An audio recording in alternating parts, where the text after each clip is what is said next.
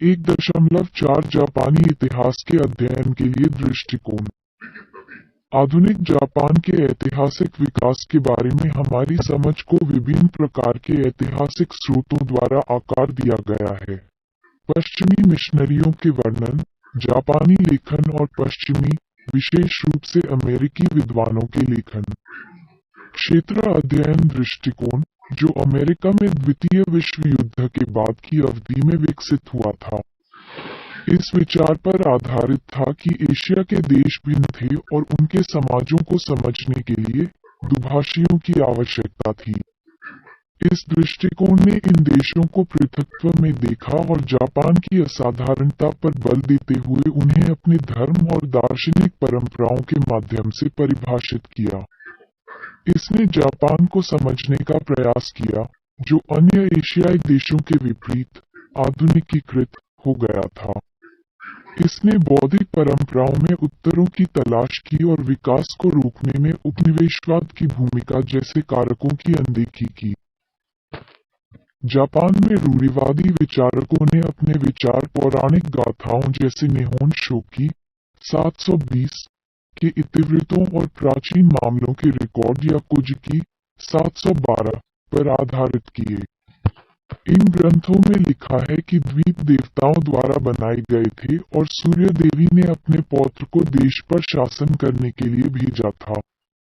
इसमें यह मिथक जोड़ा गया कि वर्तमान सम्राट तक सम्राटों की एक प्रत्यक्ष और अटूट श्रृंखला रही है, इसलिए सम्राट को एक जीवित देवता माना जाता था। इस मिथक का उपयोग आधुनिक काल में जापान को चीन और अन्य देशों से भिन्न और श्रेष्ठ के रूप में चिन्हित करने के लिए किया गया था। यह एक शक्तिशाली विचार था जिसने राजनीतिक संस्थाओं को रेखांकित किया और साझा समझ को आकार दिया। द्वितीय विश्व युद्ध के उत्तरकालीन अकादमिक लेखन ने जापान को मुख्यतः एकमात्र ऐसे एशियाई देश के रूप में प्रस्तुत किया जिसका आधुनिकीकरण हुआ था। आधुनिकीकरण दृष्टिकोण ने चीन और अन्य एशियाई देशों से इसके अंतर को रेखांकित करने के लिए टकरावों, किसान विद्रोहों और एक उपनिवेशवादी के रूप में जापान के अनुभव को नजरअंदाज किया। इन तर्कों पर विशेष रूप से 1960 और 1970 के दशक में वियतनाम युद्ध के बाद सवाल उठाए गए थे और जापान के विकास के अंतर्संबंध और समानताओं को दिखाने के लिए उसे एक क्षेत्रीय संदर्भ में स्थित करके देखा गया था।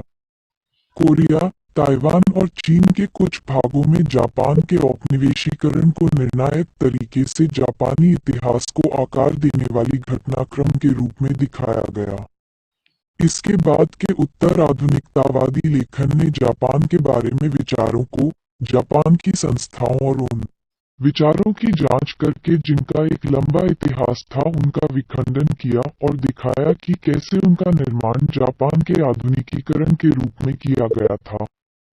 अन्य विद्वानों ने जापानी घटनाक्रम को वैश्विक परिप्रेक्ष्य में देखा और ये देखा कि इन्होंने जापान को कैसे प्रभावित किया था।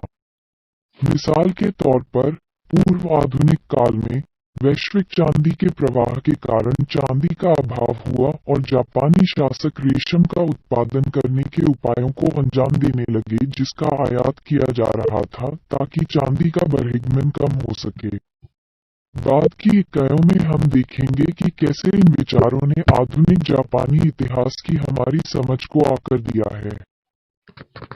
पूर्वी एशियाई क्षेत्र में चीनी संस्कृति के प्रारंभिक प्रभुत्व का मतलब है कि चीनी प्रभावों ने इस क्षेत्र को आकार दिया और चीनी भाषा सभ्यता का वाहक और अभिजात्य वर्ग के लोगों की सार्वजनिक भाषा बन गई। 8वीं शताब्दी तक जापान ने प्रशासन और संस्कृति की भाषा के रूप में चीनी भाषा को अपनाया।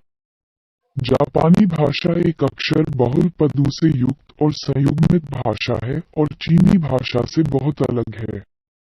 जापानी भाषा ने चीनी भावचित्रों कांजी का इस्तेमाल किया, लेकिन 2 वर्णमालाएं बनाई जिसका उपयोग उन्होंने चीनी भावचित्रों के साथ जापानी लिखने के लिए, जैसा ये बोली जाती थी, इस्तेमाल किया। चीनी के ज्ञान ने अभिजात्य वर्ग को चीनी सभ्यता को पहुंच दी, लेकिन उन्हें जो ज्ञान प्राप्त हुआ उसका प्रसारण व्यापक लोकप्रिय स्तर पर हुआ था, क्योंकि स्थानीय वर्णमाला में लिखे गए ग्रंथों को उन लोगों द्वारा पढ़ा जा सकता था जो उच्च संस्कृति में शिक्षित नहीं थे। उदाहरण के लिए, बौद्ध धार्मिक उपदेशों को सरल शैली में ध्वन्यात्मक वर्णमाला का उपयोग करके लिखा गया था और उनकी शिक्षाओं को सचित्र फैलाया गया था। यहाँ तक कि जिस तरह से किसान याचिकाएं लिखी गईं, वह कुलीन शैलियों के प्रभाव को दर्शाती हैं।